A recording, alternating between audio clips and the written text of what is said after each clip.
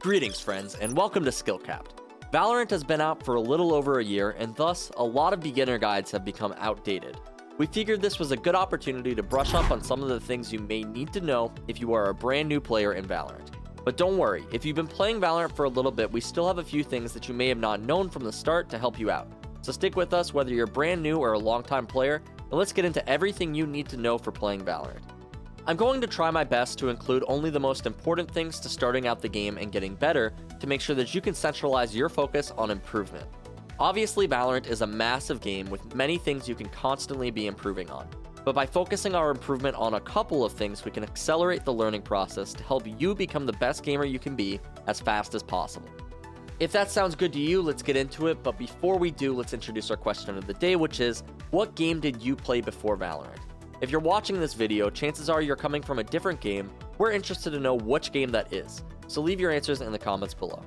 Starting out with the very beginning though, the first thing you'll see when loading into the game is naturally a tutorial. If you've already done the tutorial, don't worry, we're not going to be focusing too much on the actual process of running through it, but these are just some general things you should probably adjust at the start of the game. If you are, however, following along with the tutorial, that works fine as well. Just listen to Brimstone's voice while he guides you through everything. There are a couple of things we'd like to note here though as you're going through the motions. As you load in, the first thing I recommend doing is checking your video settings. Valorant is set up in a way where the high settings isn't really much more demanding than the lower settings, so you're free to pick and choose however you want them to be. Generally in Valorant though, the best players will play on lower settings because this will not only give you a slight advantage in frames, but this will also make it easier to pick out your targets, since there will be less detail on the screen for the background. On screen, you'll see the settings that I recommend. The only setting that I leave on actually is Bloom, because the effects of some abilities stand out just slightly more when you have Bloom on versus when you have it off. As you move your way through the tutorial, once you get to the flying bots, Brimstone will tell you to test out the guns in the game. The two main guns in this game that you'll see are either the Phantom or the Vandal. We'll talk about this a little bit more later, but from here you'll also notice the sensitivity selector in front of you. By shooting the left or the right side, you can raise or lower your sensitivity in-game to find whatever feels best for you. Generally, in games like Valorant, the lower the sensitivity, the better. A good rule of thumb when selecting your sensitivity is that from the center of your mousepad, you should be able to do an 180-degree turn. The reason for this is because Valorant is a game that relies a lot on something called Crosshair placement. This means that if you're playing the game correctly, most of the time all of your enemies will be in front of you, meaning you're not going to have to do those crazy 360-degree turns all the time. That being said, realistically, you can choose whatever feels most comfortable for you. The sensitivity adjuster they provide for you here though will only allow you to change the sensitivity by the 10th. So if you want to be more precise, you can go to the general settings and adjust it there. After you have your sensitivity selected and have finished the tutorial, you're going to want to load back into the practice range. From here you can test out any of the agents in Valorant and you'll have plenty of time to do that yourself. It would take a really long time for us to break down what every character does in the game, but just pick the one that feels coolest for you for now. To start out, shoot the practice button on the panel in front of you and then open up your settings again by pressing escape on your keyboard. We're going to give you the best crosshair for beginners. To do that, go to the crosshair tab and scroll down to the inner lines section. Switch your opacity to 1, your length to 4, your width to 2, and your offset to 2. Then lastly, you're going to turn off firing error. This will make it so your inner crosshair will not move, but your outer crosshair will move when you move. Since in Valorant you are inaccurate when moving, you're always going to want to make sure that you are standing still when you shoot. This means you're going to want to wait to shoot until those outer lines come in. Go ahead and shoot the bots in front of you for a bit.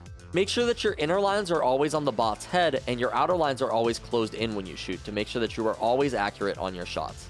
This is going to be a lot of your difficulty when you first start playing Valorant.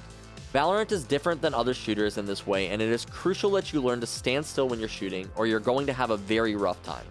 Not only that, but Valorant is also a game of headshots, and because of how important it is to learn to aim for the head, I suggest that you train yourself to only aim for headshots from the start. It is a lot easier to start by teaching yourself good habits than it is to break bad habits later. Speaking of breaking bad habits though, if you're really looking to get into Valorant, we highly suggest you check out our hyper improvement system on SkillCapped.com. This is by far the fastest way to learn to improve at Valorant, and it's also backed by our rank improvement guarantee, so there's literally no risk involved. We'll help you become the best Valorant player that you can be, so if that sounds like something you're interested in, be sure to check out SkillCapped.com, link in the description below. Anyway, after you have that all selected, that's almost it for your settings. So next I want you to back out of the practice range, and when you're ready, queue up for a deathmatch. Once you're in the deathmatch, look up at the top left of your screen. You'll notice your minimap will likely be a bit cut off. To fix this, go to your career tab in settings and scroll down to map. From the top to bottom, select fixed, always the same, off, 1.2, 0.9, on, and always. This will make sure that your whole map is always on your screen and it is as large as possible so that you can always keep up with what's going on. You'll notice there will be times that you'll glance at your map and it will actually get you killed. So having it larger like this will make it a lot easier to constantly be informed on where your enemies are more safely. As always, you don't need to use these specific settings, but these are what I recommend for the newest players. Now close out of the settings and let's focus our attention on the deathmatch. What you should do first is press B to open up your buy menu and select your rifle of choice. I primarily use the Vandal, so that is the gun I'm going to select here. But there are two things I want you to focus on in the deathmatch.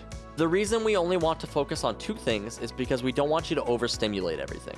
If you're brand new to Valorant, there's going to be a lot of new information coming at you right now. So just focus on these two things and don't even worry about performing well in the deathmatch.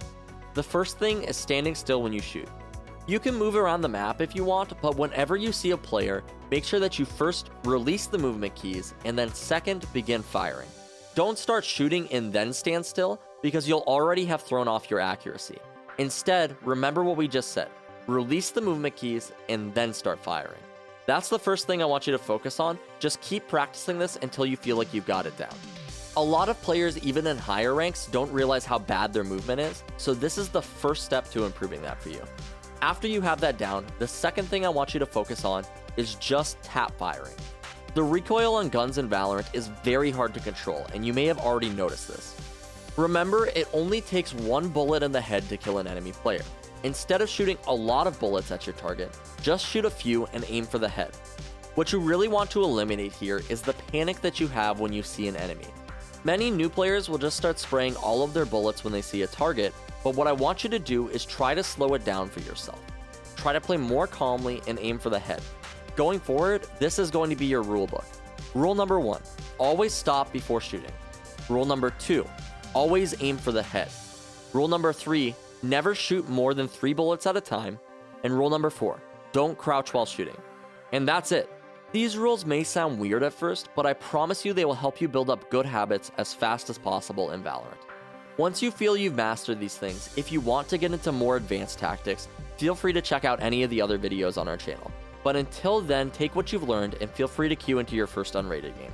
Lastly, remember, if you want to improve as fast as possible, we highly recommend you check out SkillCapped.com.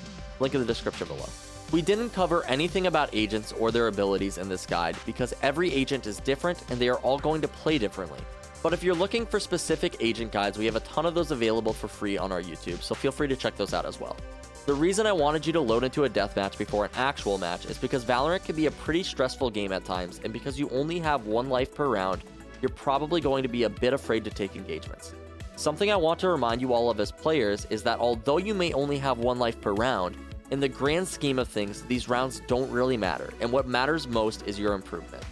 These habits that I talked about before that you should be building might feel weird at first, but they will help you improve at the game. And because of that, the final thing I recommend to you is to try not to play too scared. Don't be afraid to play aggressively or take duels in Valorant, because remember, the less gunfights that you take, the harder it will be for you to get better at gunfighting. The fastest learners are not the ones who are afraid to make mistakes, but they're the ones who can make a mistake and then learn from it. Try to remember that going forward. As always, if you guys enjoyed the video, be sure to drop a like and subscribe to the channel down below. And if you haven't answered our question of the day, which was, what game did you play before Valorant? We'd love to hear your responses in the comments down below. I'm the King Live, and we here at SkillCapped want to thank you all for watching. We'll catch you in the next one.